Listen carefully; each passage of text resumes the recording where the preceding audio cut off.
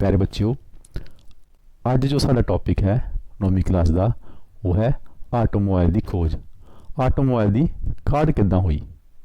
ਜਦੋਂ ਅਸੀਂ ਕਿਸੇ ਗੱਡੀ ਲੰਘਦੇ ਹਾਂ, ਸਾਡੇ ਦਿਮਾਗ ਵਿੱਚ ਇੱਕ ਪ੍ਰਸ਼ਨ ਆਉਂਦਾ ਹੈ ਕਿ ਜਦੋਂ ਗੱਡੀ ਬਣੀ ਹੋਏਗੀ ਸਭ ਤੋਂ ਪਹਿਲਾਂ ਉਹ ਕਿੱਦਾਂ ਦੀ ਹੋਵੇਗੀ, ਉਹ ਦੇਖਣ ਨੂੰ ਕਿੱਦਾਂ ਹੋਵੇਗੀ, ਉਹ ਕਿੱਦਾਂ ਚੱਲਦੀ ਹੋਵੇਗੀ। ਇਹ ਸਭ ਕੁਝ ਸਾਡੇ ਦਿਮਾਗ ਵਿੱਚ ਪ੍ਰਸ਼ਨ ਆਉਂਦੇ ਹਨ। ਇਹ ਪ੍ਰਸ਼ਨਾਂ ਦਾ ਜੋ ਹੱਲ ਹੈ ਅੱਜ ਤੁਹਾਡੇ ਕੋਲ ਹੈ। इस वीडियो ਦੇ ਵਿੱਚ ਤੁਸੀਂ ਦੇਖੋਗੇ कि ਆਟੋਮੋਬਾਈਲ ਦੀ जो खोज ਹੋਈ ਤਾਂ ਸਭ ਤੋਂ ਪਹਿਲਾਂ ਕਿਹੜੀ ਗੱਡੀ ਹੋਂਦ ਦੇ ਵਿੱਚ ਆਈ। ਉਸ ਤੋਂ ਬਾਅਦ ਹੌਲੀ ਹੌਲੀ ਵਿਕਾਸ ਹੋ ਕੇ ਨਵੀਂ ਗੱਡੀਆਂ ਵਿਕਸਿਤ ਹੋਈਆਂ ਤੇ ਹੁਣ ਅੱਜ ਜੋ ਅਸੀਂ ਗੱਡੀ ਦੇਖਦੇ ਹਾਂ, ਅੱਜ ਦੀ ਗੱਡੀਆਂ ਜੋ ਹਨ ਸਾਡੇ ਖੋਜ ਦੇ ਵਿੱਚ ਆਈਆਂ। ਇਸ ਲਈ ਤੁਹਾਡੇ ਲਈ ਇਹ ਟਾਪਿਕ ਜੋ ਹੈ ਪੜ੍ਹਨਾ ਬਹੁਤ ਹੀ ਜ਼ਰੂਰੀ ਬਣ ਜਾਂਦਾ ਹੈ। ਅੱਜ ਤੁਹਾਨੂੰ ਇਹ ਵੀਡੀਓ ਦੇਖ ਕੇ ਤੁਹਾਨੂੰ ਪਤਾ ਲੱਗ ਜਾਏਗਾ ਕਿ ਆਟੋਮੋਬਾਈਲ ਦੀ ਕਾਰ ਜੋ ਹੈ ਉਹ ਦੁਨੀਆ ਦੇ ਵਿੱਚ ਕਿੱਦਾਂ ਹੋਈ। ਪਿਆਰੇ ਬੱਚਿਓ, ਅੱਜ ਜੋ ਅਸੀਂ ਆਟੋਮੋਬਾਈਲ ਦਾ ਪਾਠ ਪੜ੍ਹਨ ਜਾ ਰਹੇ ਹਾਂ ਉਸ ਦਾ ਨਾਮ ਪਤਾ ਕੀ ਹੈ? ਉਸ ਦਾ ਨਾਮ ਹੈ ਆਟੋਮੋਬਾਈਲ ਦੀ ਖੋਜ। ਅੱਜ ਅਸੀਂ ਇਸ ਪਾਠ ਦੇ ਵਿੱਚ ਕੀ ਪੜ੍ਹਾਂਗੇ? ਅਸੀਂ ਸਭ ਤੋਂ ਪਹਿਲਾਂ ਆਟੋਮੋਬਾਈਲ ਦੀ ਖੋਜ ਪਾਠ ਦੇ ਵਿੱਚ ਅੱਜ ਅਸੀਂ ਪੜ੍ਹਾਂਗੇ ਪਹਿਲੇ ਨੰਬਰ ਤੇ ਆਟੋਮੋਬਾਈਲ ਦੀ ਖੋਜ ਦੂਜੇ ਵਿਸ਼ਵ ਯੁੱਧ ਤੋਂ ਪਹਿਲਾਂ। ਦੂਜੇ ਵਿਸ਼ਵ ਯੁੱਧ ਤੋਂ ਪਹਿਲਾਂ ਆਟੋਮੋਬਾਈਲ ਦੀ ਖੋਜ ਕਿਵੇਂ ਹੋਈ ਅਤੇ ਕਿਸ ਤਰ੍ਹਾਂ ਦੀ ਗੱਡੀਆਂ ਦਾ ਉਤਪਾਦਨ ਕੀਤਾ ਗਿਆ। ਉਸ ਤੋਂ ਬਾਅਦ ਅਸੀਂ ਪੜ੍ਹਾਂਗੇ ਆਟੋਮੋਬਾਈਲ ਦੀ ਖੋਜ ਦੂਜੇ ਵਿਸ਼ਵ ਯੁੱਧ ਤੋਂ ਬਾਅਦ। ਦੂਜੇ ਵਿਸ਼ਵ ਯੁੱਧ ਤੋਂ ਬਾਅਦ ਕਿਸ ਤਰ੍ਹਾਂ ਦੀ ਗੱਡੀਆਂ ਦਾ ਅਤੇ ਕਿਸ ਤਰ੍ਹਾਂ ਦੇ ਗੱਡੀਆਂ ਦੇ ਮਾਡਲ ਤਿਆਰ ਕੀਤੇ ਗਏ। ਪਿਆਰੇ ਬੱਚਿਓ, ਜਿਸ ਤਰ੍ਹਾਂ ਕਿ ਤੁਸੀਂ ਚਿੱਤਰ ਦੇ ਵਿੱਚ ਦੇਖ ਰਹੇ ਹੋ, ਪਹਿਲਾਂ 1672 ਈਸਵੀ ਦੇ ਵਿੱਚ ਜੋ ਸੀ ਇੱਕ ਖਿਡੌਣੇ ਦੇ ਰੂਪ ਵਿੱਚ ਭਾਫ ਨਾਲ ਚੱਲਣ ਵਾਲੀ ਖਿਡੌਣਾ ਗੱਡੀ ਬਣਾਈ ਗਈ। 1672 ਈਸਵੀ ਦੇ ਵਿੱਚ ਤੁਸੀਂ ਚਿੱਤਰ ਦੇਖ ਰਹੇ ਹੋ, ਇਹ ਇੱਕ ਭਾਫ ਨਾਲ ਚੱਲਣ ਵਾਲੀ ਖਿਡੌਣਾ ਗੱਡੀ ਸੀ। ਇਸ ਗੱਡੀ ਦੇ ਵਿੱਚ ਨਾ ਤਾਂ ਕੋਈ ਡਰਾਈਵਰ ਸੀ ਅਤੇ ਨਾ ਹੀ ਕੋਈ ਆਦਮੀ ਬੈਠ ਸਕਦਾ ਸੀ ਅਤੇ ਨਾ ਹੀ ਸਮਾਨ ਵੀ ਰੱਖਿਆ ਜਾ ਸਕਦਾ ਸੀ। ਇਹ ਇੱਕ ਖਿਡੌਣਾ ਸੀ ਜੋ ਇੱਕ ਮੈਥਮੈਟੀਸ਼ੀਅਨ ਦੁਆਰਾ ਚੀਨ ਦੇ ਸਮਰਾਟ ਨੂੰ ਤੋਹਫੇ ਦੇ ਵਜੋਂ ਦਿੱਤਾ ਗਿਆ। ਪਹਿਲੀ ਭਾਫ ਨਾਲ ਚੱਲਣ ਵਾਲੀ ਕਾਰ ਸੰਕਲਪ ਅਸਲ ਵਿੱਚ ਇੱਕ ਖਿਡੌਣਾ ਸੀ ਜੋ ਕਿ ਇੱਕ ਗਣਿਤ ਵਿਗਿਆਨੀ ਅਤੇ ਫਾਦਰ ਫਰਡੀਨੈਂਡ ਬਰਬੀਐਸਟ ਨਾਂ ਦੇ ਇੱਕ ਗਣਿਤ ਵਿਗਿਆਨੀ ਦੁਆਰਾ 1672 ਵਿੱਚ ਚੀਨ ਦੇ ਸਮਰਾਟ ਨੂੰ ਇੱਕ ਉਪਹਾਰ ਵਜੋਂ ਦਿੱਤਾ ਗਿਆ ਸੀ। ਇਸ ਖਿਡੌਣੇ ਦੀ ਕੀ ਖਾਸੀਅਤ ਸੀ? ਪਹਿਲਾਂ ਇਸ ਦੀ ਲੰਬਾਈ ਜੋ ਸੀ 65 ਸੈਂਟੀਮੀਟਰ ਸੀ ਅਤੇ ਇਸ ਵਿੱਚ ਨਾ ਕੋਈ ਡਰਾਈਵਰ ਬੈਠ ਸਕਦਾ ਸੀ, ਨਾ ਕੋਈ ਸਵਾਰੀ ਅਤੇ ਨਾ ਹੀ ਇਸ ਨੂੰ ਅਸੀਂ ਕੋਈ ਸਮਾਨ ਲਿਜਾਣ ਲਈ ਵਰਤੋਂ ਕਰ ਸਕਦੇ ਸੀ। ਉਸ ਤੋਂ ਬਾਅਦ ਫਿਰ ਦੁਬਾਰਾ ਇੰਪਰੂਵਮੈਂਟ ਹੋਈ। ਇਸੇ ਸਿਧਾਂਤ ਉੱਤੇ, ਭਾਫ ਦੇ ਇੰਜਨ ਦੇ ਸਿਧਾਂਤ ਉੱਤੇ ਗੱਡੀ ਬਣਾਈ ਗਈ ਜਿਸ ਵਿੱਚ ਆਦਮੀ ਬੈਠ ਸਕਦੇ ਸਨ ਅਤੇ ਜੋ ਹੈ ਉਹ ਚੱਲ ਵੀ ਸਕਦੀ ਸੀ।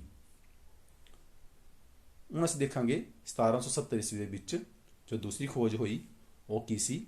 1770 ਈਸਵੀ ਵਿੱਚ ਕੋਗਨੋਟ ਨਾਂ ਦੇ ਵਿਗਿਆਨਿਕ ਨੇ ਇੱਕ ਫਾਡੀਅਰ ਵੈਪਯੂ ਨਾਂ ਦੀ ਇੱਕ ਪੂਰਾਕਾਰ ਦਾ ਸੰਕਰਨ ਬਣਾਇਆ।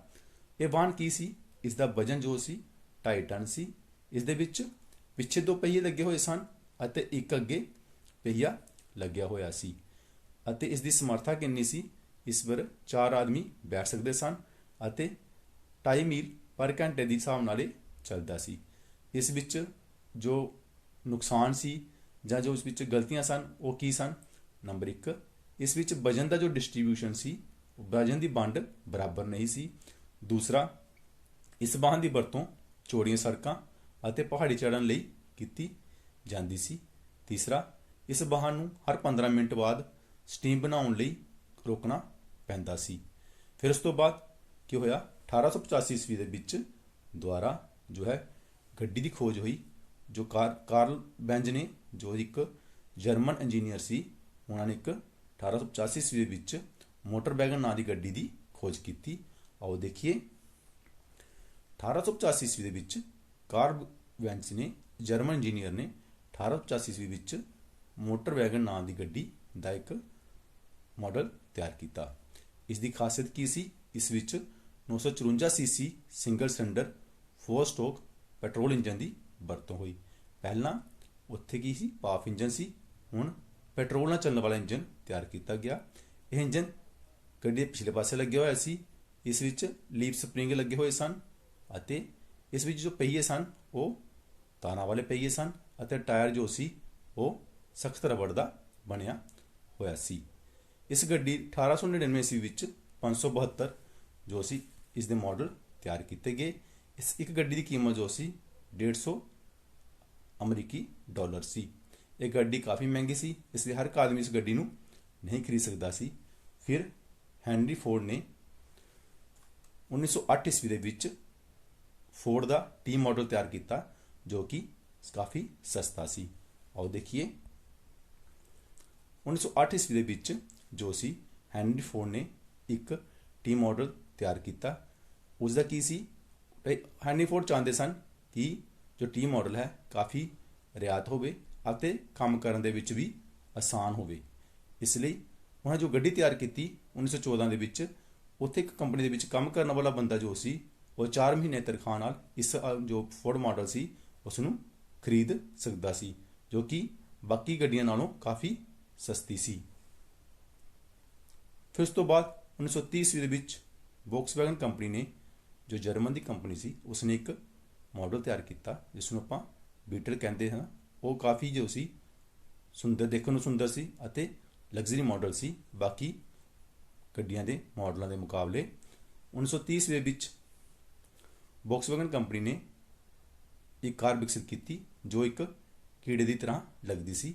ਇਸ ਵਿੱਚ ਵੀ ਇੰਜਨ ਪਿਛਲੇ ਪਾਸੇ ਸੀ ਅਤੇ ਅੱਗੇ ਬੋਨਟ ਜੋ ਸੀ ਉਸ ਨੂੰ ਸਮਾਨ ਅਤੇ ਸਪੇਅਰ ਵੀ ਰੱਖਣ ਲਈ ਵਰਤੋਂ ਕੀਤੀ ਜਾਂਦੀ ਸੀ।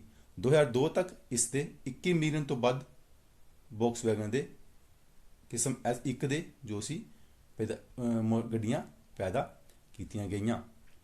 ਹੁਣ ਅਸੀਂ ਦੇਖਾਂਗੇ ਕਿ ਦੂਜੇ ਵਿਸ਼ਵ ਯੁੱਧ ਤੋਂ ਬਾਅਦ ਜੋ ਸੀ ਕਿਸ ਤਰ੍ਹਾਂ ਦੀ ਗੱਡੀਆਂ ਸਾਹਮਣੇ ਆਈਆਂ। ਜਿਸ ਤਰ੍ਹਾਂ ਤੁਸੀਂ ਦੇਖ ਰਹੇ ਹੋ ਇੱਕ ਸਿਡਾਨ ਮਾਡਲ ਹੈ। ਹੁਣ ਸਾਨੂੰ ਪਹਿਲੇ ਪਤਾ ਹੋਣਾ ਚਾਹੀਦਾ ਹੈ ਕਿ ਸਿਡਾਨ ਅਤੇ ਹੈਚਬੈਕ ਦੇ ਵਿੱਚ ਕੀ ਫਰਕ ਹੁੰਦਾ ਹੈ। ਤੁਸੀਂ ਜਿਸ ਤਰ੍ਹਾਂ ਦੇਖ ਰਹੇ ਹੋ ਸਵਿਫਟ ਡਿਜ਼ਾਇਰ ਦੇਖੀ ਹੋਏਗੀ, ਉਸ ਵਿੱਚ ਡਿੱਗੀ ਲਈ ਸਮਾਨ ਰੱਖਣ ਲਈ ਜਗ੍ਹਾ ਗੱਡੀ ਦੇ ਬਾਹਰ ਹੁੰਦੀ ਹੈ।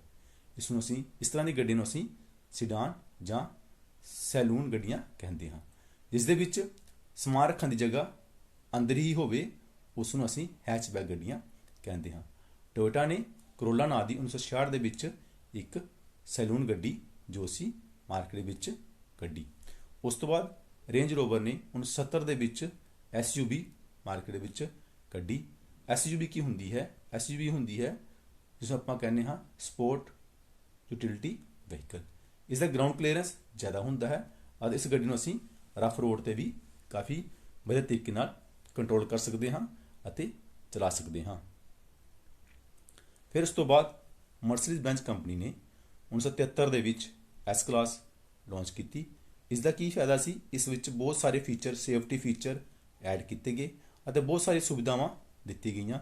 ਸੀਟ ਬੈਲਟ ਦਾ ਦਿੱਤਾ ਗਿਆ, ਇਲੈਕਟ੍ਰੋਨਿਕ ਟ੍ਰੈਕਸ਼ਨ ਕੰਟਰੋਲ ਪ੍ਰਣਾਲੀ ਲਿਆਂਦੀ ਗਈ ਅਤੇ ਇਸ ਵਿੱਚ 에ਅਰ ਬੈਗ ਦੀ ਵਰਤੋਂ ਕੀਤੀ ਗਈ, ਐਂਟੀ ਲੌਕ ਬ੍ਰੇਕ ਸਿਸਟਮ ਦੀ ਪ੍ਰਣਾਲੀ ਲਿਆਂਦੀ ਗਈ।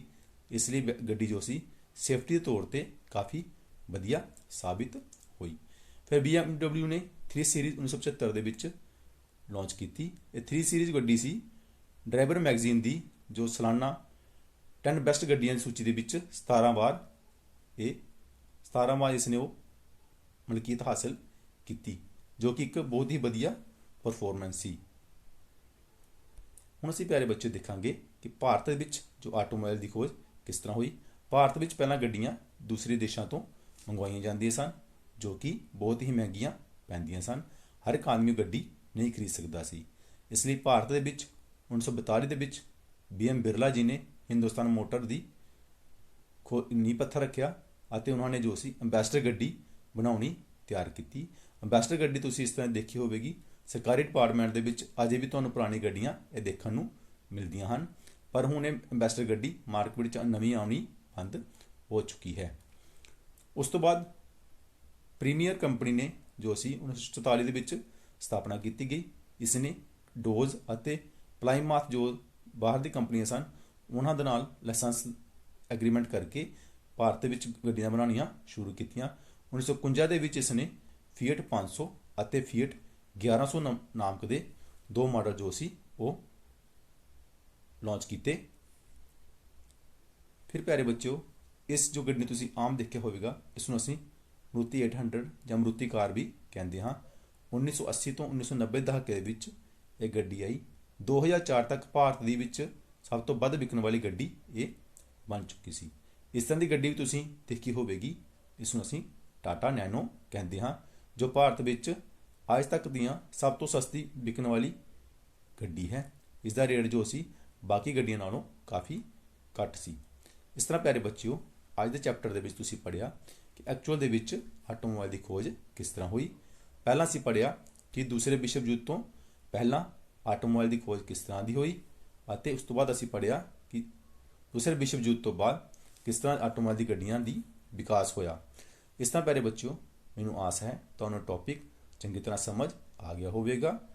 ਅਗਰ ਤੁਹਾਨੂੰ ਮੇਰੀ ਵੀਡੀਓ ਪਸੰਦ ਆਈ ਹੈ ਤਾਂ ਇਸ ਨੂੰ ਲਾਈਕ ਜ਼ਰੂਰ ਕਰੋ, ਮੇਰੇ YouTube ਚੈਨਲ ਨੂੰ ਸਬਸਕ੍ਰਾਈਬ ਜ਼ਰੂਰ ਕਰੋ, ਤਾਂ ਕਿ ਤੁਸੀਂ ਆਟੋਮੋਬਾਈਲ ਨਾਲ ਸੰਬੰਧਿਤ ਨਵੇਂ ਤੋਂ ਨਵੀਆਂ ਜੋ ਵੀਡੀਓ ਹੈ ਰੋਜ਼ ਦੇਖ ਸਕੋਗੇ। ਇਸ ਲਈ ਮੈਂ ਤੁਹਾਡਾ ਸਾਰਿਆਂ ਦਾ ਬਹੁਤ ਬਹੁਤ ਧੰਨਵਾਦ ਕਰਦਾ ਹਾਂ। Thank you very much.